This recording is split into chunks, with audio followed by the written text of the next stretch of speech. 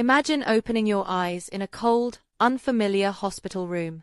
The smell of antiseptic burns your nose. Your head is pounding, and your mind is blank. You don't even know your own name. Then a man walks in, warm smile, steady voice, and tells you he's your husband. He knows your favorite foods, your childhood stories, even the way you like your coffee. But here's the chilling part. Every time you look into his eyes, something deep inside you screams that he's lying. And when you start getting flashes of blood, a cracked mirror, and a desperate note warning you not to trust him, you realize the most dangerous thing in this room isn't your memory loss, it's him. Before we continue, don't forget to like, comment and subscribe for more stories like this. The first thing Rose Brooks noticed was the smell. It was sharp, cold, and too clean, like the air had been washed until nothing human was left in it. Her eyelids felt heavy, glued together by sleep that didn't want to end. When she finally managed to open them, the world came into focus in pieces. A white ceiling with tiny cracks, white walls that seemed to close in on her, and white sheets tucked tight around her body. Everything was white, except for the thin silver pole beside her bed and the clear bag hanging from it. Her arm ached where a needle was taped into her skin. A slow, rhythmic beeping echoed from somewhere near her head. She turned toward it, finding a monitor with green lines rising and falling. She didn't know why her heart was being watched. She didn't know why she was here at all. And the worst part, she didn't know her own name. Her mouth was dry when she tried to speak. "Hello?" No one answered. The sound of her voice startled her.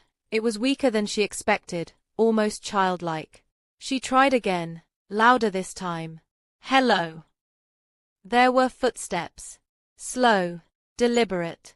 The kind you hear when someone is taking care not to make noise, but still wants you to know they are there. The curtain near her feet shifted, and a man appeared. He was tall, wearing a navy button-up shirt, the sleeves rolled to his elbows. His dark hair was neatly cut, and his face was clean-shaven. He looked like he belonged in an office, not a hospital. But it was his eyes, icy blue, that caught her. They locked on hers, and in that instant, she felt something strange, familiarity without memory. "Rose," he said softly, as if the name was fragile. "You're awake." Rose. Was that her name? She waited for it to unlock something inside her, a rush of memories, a feeling, anything, but all she felt was confusion. She licked her lips. "Who are you?" The man's smile faltered, just for a moment. There was something in his face, surprise? Hurt. But then it was gone. He stepped closer, his voice low and careful. "I'm Austin," he said. "Austin Coleman. Your husband." Husband. The word landed in her mind like a stone dropped in water, sending ripples she couldn't control. She stared at him, searching his face for recognition, but her mind stayed blank. She hesitated. "I don't remember you." Austin reached for her hand. His movements were slow, deliberate, almost rehearsed. When his fingers wrapped around hers, his skin was warm. "That's okay," he said gently. "The doctors told me you might have memory loss. It happens after trauma. It's normal." "Trauma," she echoed. "You were in an accident," Austin said, his voice steady but just a little too fast. "It was bad. But you're alive, Rose. That's all that matters." Her gaze dropped to the blanket covering her legs. "What kind of accident?" Austin hesitated, his jaw tightening. "A car accident. You hit your head. The rest is a little complicated." That word, complicated, sat heavy in her mind. What does that mean? He shook his head, brushing his thumb across her hand. "It means you need to rest. The details can wait." Before she could press him further, the door opened and a nurse entered. She was young, with light hair pulled into a bun. Her badge read Sophie. She smiled briefly at Rose, then turned to Austin. "Visiting hours are nearly over, Mr. Coleman," she said politely, but her voice had an edge to it. Austin didn't look at her. "I'll be staying a little longer," he said calmly. "My wife just woke up." Sophie's expression didn't change, but she paused. 5 minutes, she said finally, and left without meeting Rose's eyes again. When the door clicked shut, Rose whispered, "She doesn't like you." Austin's smile returned, but it was thinner now. "Not everyone understands our relationship. That's okay.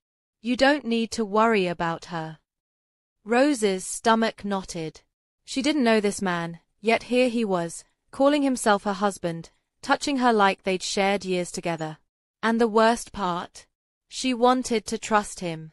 Over the next 2 days, Austin Coleman was a constant presence.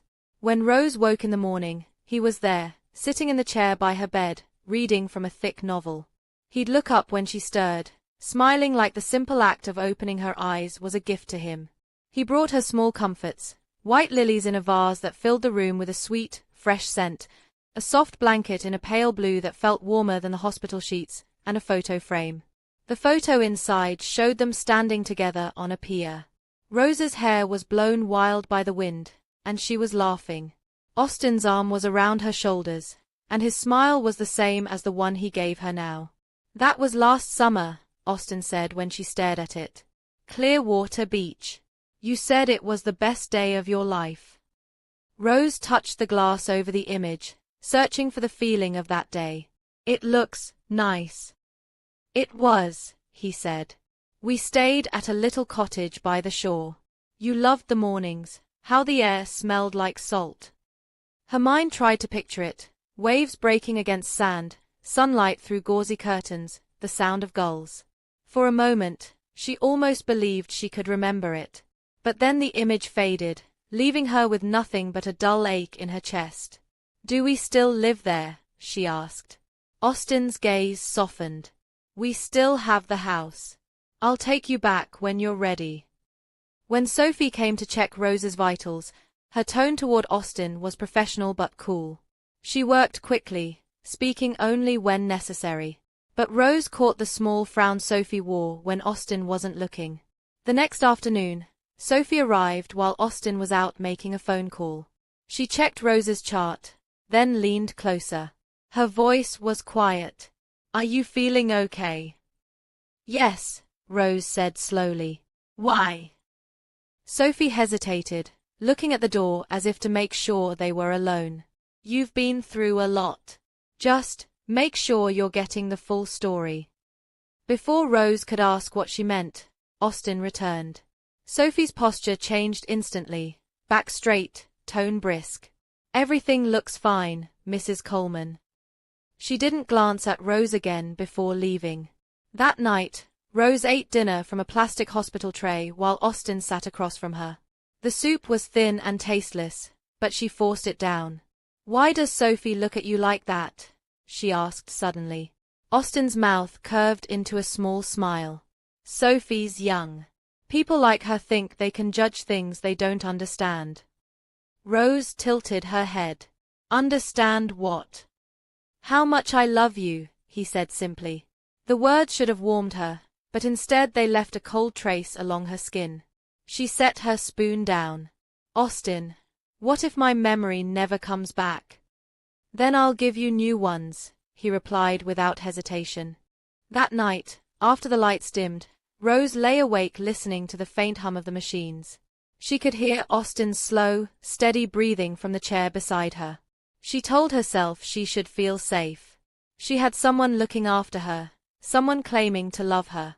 But deep down, a whisper she couldn't ignore kept asking, "What if the only reason he's here is because I've forgotten something he doesn't want me to remember?" It started with the water. Rose was holding the flimsy hospital cup with both hands. The water was cool, almost too cool, with that faint metallic tang she hated. She tilted it toward her lips, and the world snapped away. It was so fast, like a film frame spliced into the wrong movie. The white walls of her room flickered into something darker, dirtier. She was looking at a mirror, the surface cracked into jagged shapes, splitting her reflection into strange fragments. In one shard, she saw an eye, her own, but wide, frantic. And then the flash widened, and there was a woman's mouth, open in a silent scream. A dull light swung above her. Rose's own hands came into view, trembling, slick with something dark and sticky.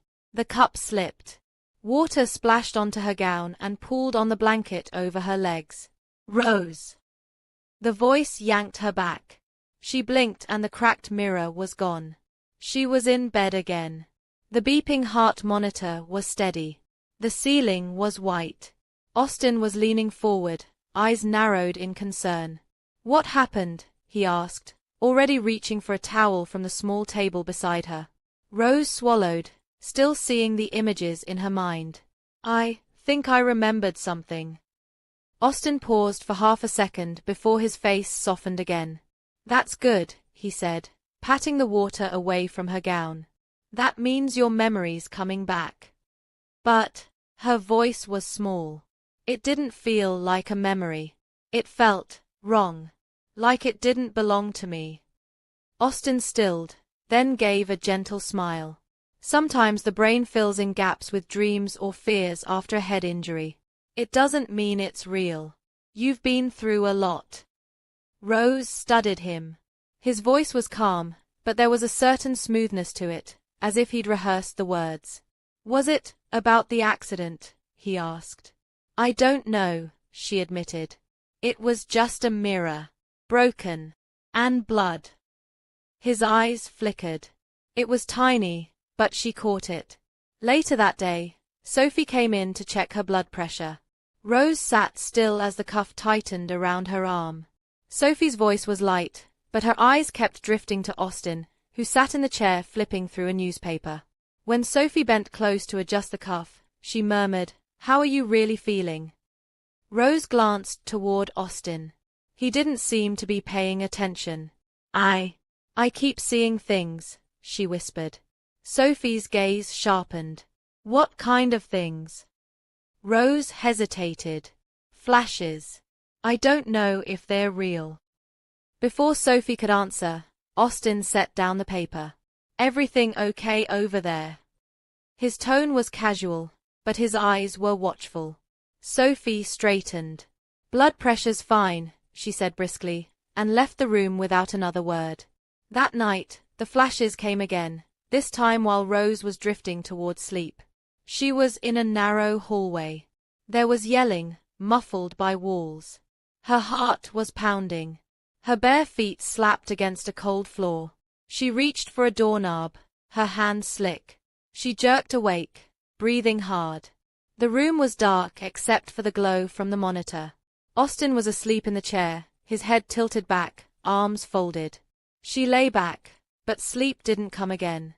Not when her mind kept replaying the images like they were warnings. It was early morning when she found it. The light filtering through the blinds was pale and thin. Austin wasn't there yet.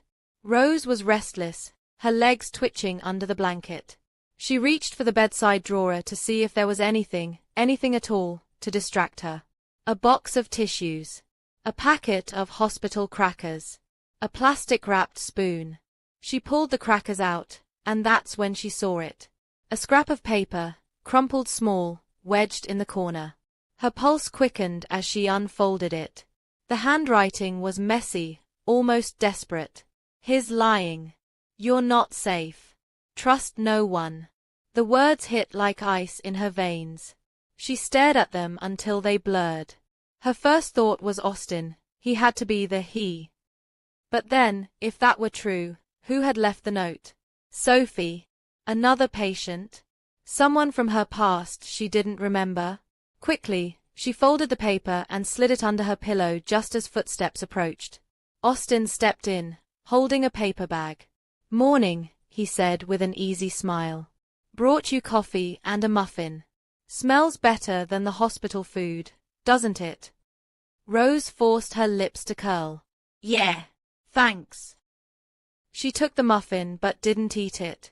He sat beside her, unwrapping his own coffee. "You look like you've been thinking." "Just trying to remember things," she said carefully. "Do you think it's better to push, or just let it happen?" Austin's gaze was steady. "Let it happen. Forcing it will only make you anxious." She nodded, hiding the fact that her mind wasn't on her memories, It was on the note and the question it planted. What exactly would make him lie to me?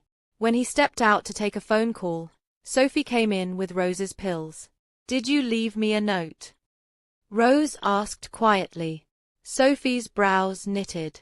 What note? Rose studied her. She looked genuinely confused. Or maybe she was just a good liar. Never mind, Rose said.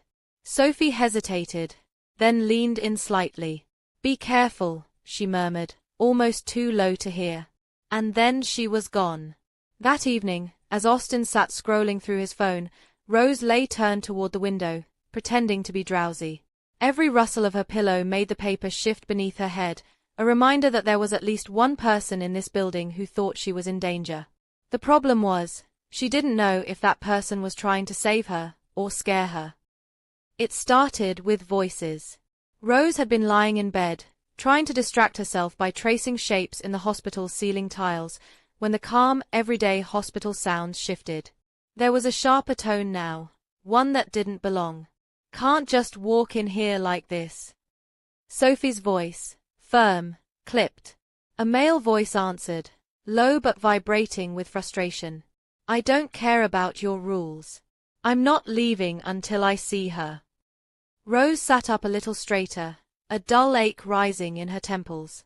She didn't recognize that voice, and yet there was something in its urgency that set her nerves on edge. The murmur of other patients down the hall faded in her mind. She was focused entirely on that confrontation outside her door. Footsteps. The rustle of movement. And then the door opened sharply, as if someone had pushed past resistance. A man stepped into the room.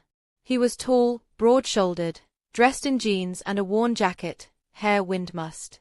His eyes landed on her instantly, scanning her face with an intensity that made her breath hitch.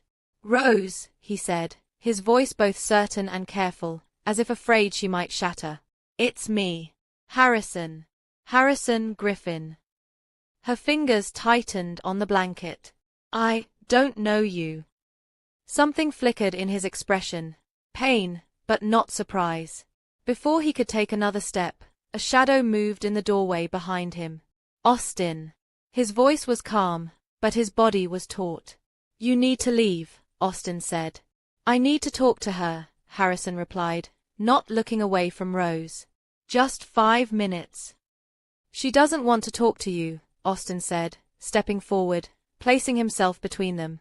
How would you know? Harrison's tone sharpened. You're not even. Enough, Austin cut in, voice dropping into something dangerous. Sophie was there now too, trying to ease Harrison back toward the door. Sir, you can't be here without clearance. Let's talk outside. Harrison resisted, his voice quickening. Rose, listen to me. He's not who he says he is. You are not safe with him. Rose's mouth went dry. What are you talking about? Austin turned to her, his expression softening, but she caught the way his jaw flexed. He's a stalker, Austin said. He's been obsessed with you for years. I've had to keep him away before. This is just another stunt. That's a lie, Harrison snapped. His eyes bored into hers. Ask yourself why you can't remember anything. Ask yourself who's benefiting from that. Something in his tone made a cold shiver crawl up her spine. Sophie tugged on his arm harder now. Harrison, this isn't helping. If you want the truth, Harrison said quickly, raising his voice over hers, ask him about the night of May 14th. The words landed heavy, like a dropped stone. Before she could ask what he meant, Sophie managed to pull him fully into the hall. His voice trailed as they moved away. The door clicked shut. Austin stood still for a moment, his back to her. Then he turned, his expression shifting back into the warm, concerned mask she'd seen so many times since waking. I'm sorry you had to hear that, he said gently. He shouldn't have been allowed in here. Rose stared at him. Who is he? I told you. A stalker. He fixates on women, spins wild stories. He's done this to others. But he knew my name, Rose pressed. He's read about you, Austin said smoothly. Probably saw something in the news about the accident. He's good at collecting scraps of information and twisting them. She wanted to believe him. She really did. But Harrison's words, ask him about the night of May 14th, were already replaying in her mind, looping over and over. Austin reached for her hand. Don't give him space in your head. I'm here. I'm not going anywhere. She nodded, but didn't trust her voice to answer. The hospital was quieter than usual that night. Rose lay in the dim light, the blinds casting narrow bands of shadow across the wall. Austin had gone home hours ago, after making her promise she'd stay calm and stop thinking about that man. She had promised. She had also lied. Every time she closed her eyes, Harrison's face appeared. The way he'd said her name like it meant something. The urgency in his voice. And most of all, the weight in his final words, May 14th. The more she tried to push the date away, the more it anchored itself in her thoughts.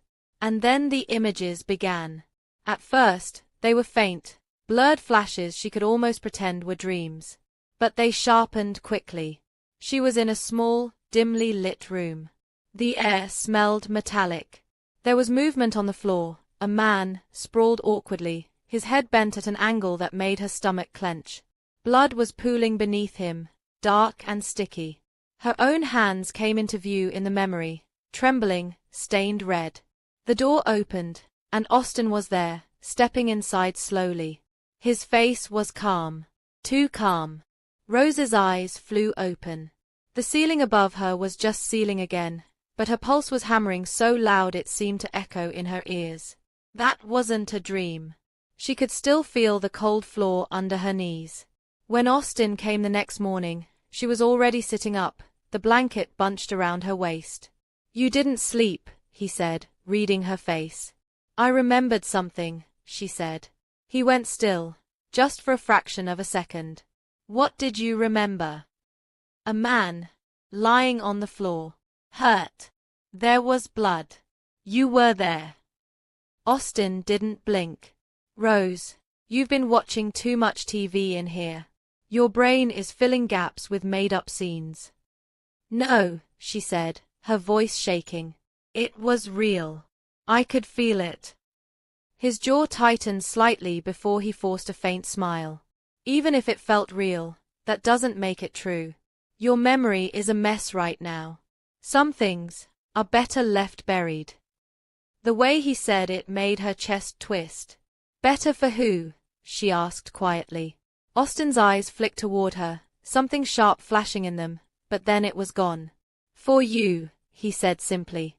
Later, when Sophie came in for her rounds, Rose waited until Austin stepped out to take a phone call. Do you know anything about May 14th? Rose asked quickly. Sophie's hands paused mid-motion on the blood pressure cuff. Her face smoothed into neutrality almost instantly, but Rose had seen the hesitation. Why? Sophie asked. Someone told me to ask. Sophie didn't answer right away. She adjusted the cuff, her eyes on the monitor instead of Rose. Finally, she said, sometimes knowing the truth doesn't set you free. Sometimes it chains you to it. And then she left before Rose could ask anything more. Rose stared at the door long after it closed, her heart pounding. She didn't know what had happened on May 14th, but she knew two things for certain now. Austin Coleman was keeping her from the truth. And the truth might be the only thing that could save her. The hospital at night was a different creature entirely. In the day, it was all sterile brightness, bustling nurses, squeaky carts, and the beeping chatter of machines. But when the sun sank and the corridors emptied, the air seemed thicker. The walls hummed with a low electric sigh. Footsteps echoed too loudly, and shadows gathered in places you didn't notice in the daylight. Rose lay in bed staring at the ceiling. She'd given up on sleep hours ago. The thin mattress felt harder than usual, the sheet scratchier, her mind too loud to allow rest. At first, she thought the faint murmuring outside was part of her half-dreaming state. She closed her eyes, hoping it would fade. But it didn't. Can't keep her here forever, a man's voice whispered. Her breath caught. The words were clear enough to make her heart leap. A second voice answered, quieter but with a firmness that made her skin tighten. She's not ready. She needs to stay where I can watch her. That voice, she knew it instantly. Austin. Rose froze, her heartbeat thudding against her ribs. She's starting to remember, the first voice said. That's exactly why I'm here, Austin replied. The less she talks to anyone, the better. Her fingers curled into the sheets. There was a pause, then the first voice again, and when she remembers everything. Austin didn't speak for several seconds. When he did, the tone of his answer chilled her. She won't. The conversation cut off with a soft sound of retreating footsteps. Rose stayed still, afraid that moving would somehow draw their attention. She won't. 2 words, heavy as chains. The next morning, Austin arrived as if nothing had happened, smiling, holding a paper bag and a coffee cup. Brought you something from that bakery you like, he said cheerfully. I don't remember what bakery I like, she said. Well, trust me. You liked it. He set a blueberry muffin on her table. Your favorite. She stared at it, then at him. Austin, were you talking outside my room last night? His expression didn't shift. I was checking in with one of the doctors. What did you mean when you said I'm not ready? For just a moment, his face changed, only slightly, a tightening at the jaw, but then the smile was back. You're still recovering. If you push too hard, you could relapse. And if I do remember? All of it. He met her gaze. Then we deal with it together. The words sounded like comfort, but something in his eyes said otherwise. Later, when Sophie came in for her rounds, Rose decided to test the waters. I need a phone, Rose said. Sophie raised a brow. What for? I just want to call someone. Maybe a friend. Do you remember anyone's number? Rose's lips parted, and then closed. Not even one. Sophie's gaze softened. It's okay. Memory comes back in pieces. But as she turned to leave, Sophie paused, leaned in close, and whispered so softly Rose almost thought she imagined it. Don't ask questions unless you're ready for the answers. The words clung to her like a damp chill. That night, she decided to act. She waited until the ward was quiet, the lights dimmed to a faint glow. Then, slowly, she slipped out of bed, her bare feet touching the cool floor. The hospital gown brushed against her legs as she moved to the door. The corridor stretched in both directions, empty. She chose the left, passing closed doors and the occasional flicker of light from under them. When she reached the end of the hall, she spotted the nurse's station. No one was there. She glanced down at the counter. A phone sat near a clipboard, unattended. She reached for it. Footsteps.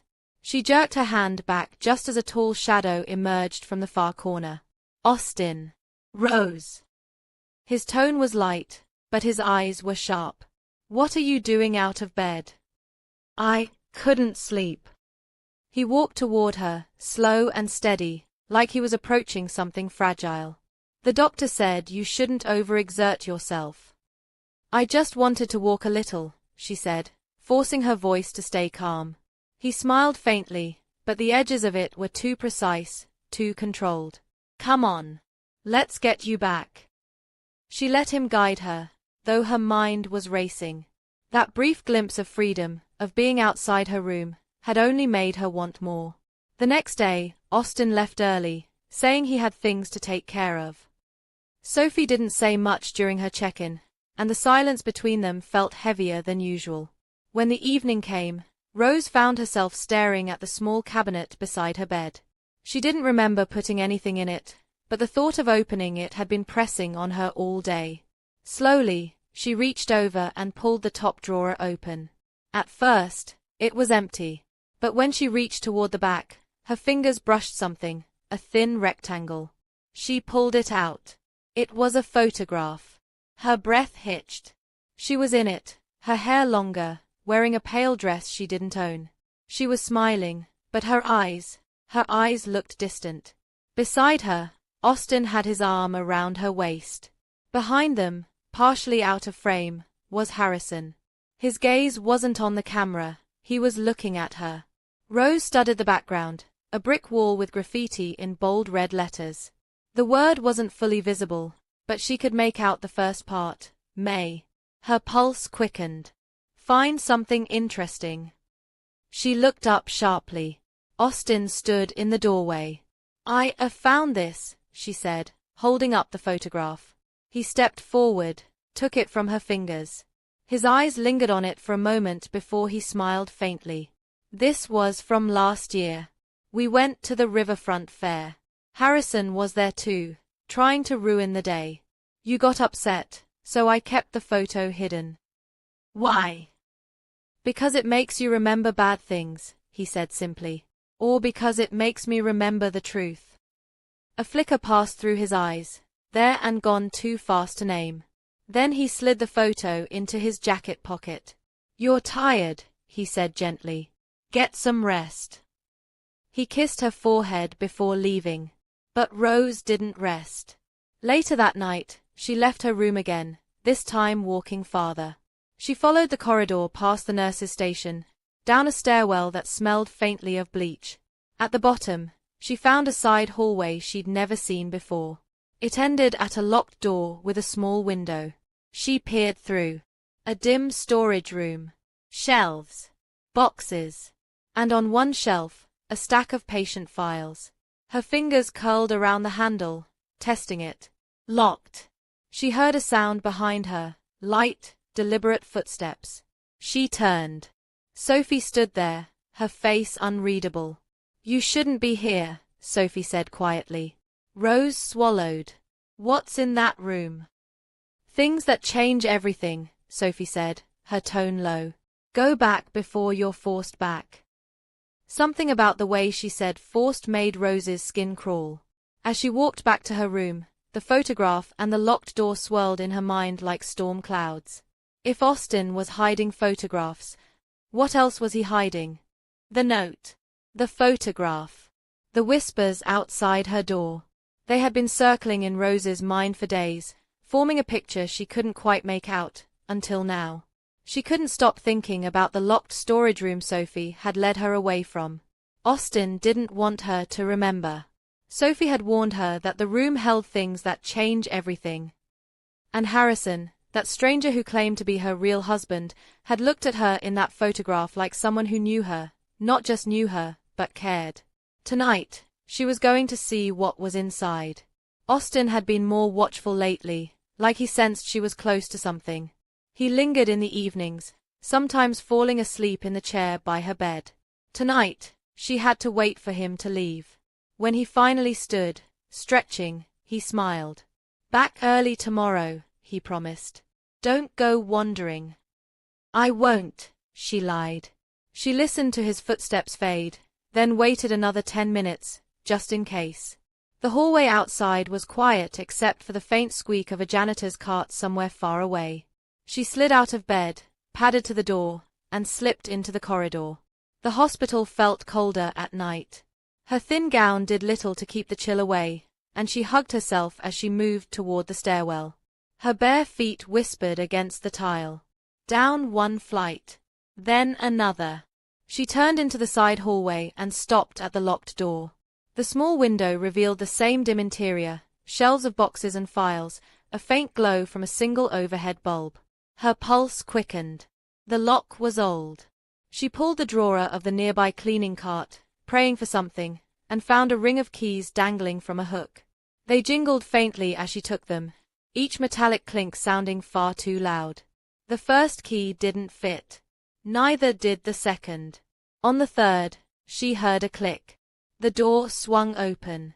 The smell hit her first, a mix of dust, paper, and faint antiseptic. She stepped inside, closing the door just enough to hide the light from the hallway. The shelves loomed over her, boxes neatly labeled. But it was the file drawer at the back that caught her eye, a cabinet marked patient records, confidential. Her fingers trembled as she opened it. The files were alphabetized. She flipped through until she found it. Brooks, Rose. She pulled it out, her heart pounding. The first page wasn't a medical form, it was a police report. Her eyes scanned the words. Domestic incident, suspected abduction. Spouse Harrison Griffin filed missing person report. Last seen in company of Austin Coleman. Her breath caught. She turned the page. More reports, more details. Harrison's statements.